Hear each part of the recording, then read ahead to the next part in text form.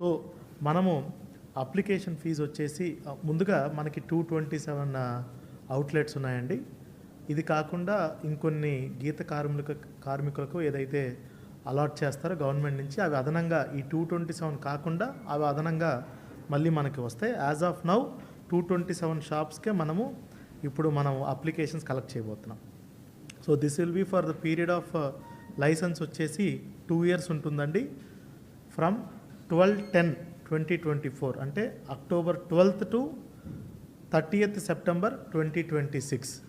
So ఈ 2 years వరకు ఉంటుంది.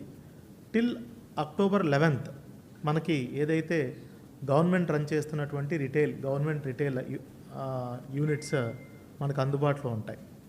సో చూసుకున్నట్టయితే అప్లికేషన్కి సంబంధించి అప్లికేషన్ ఫీజు 2 lakhs అండి. Every application 2 lakhs fee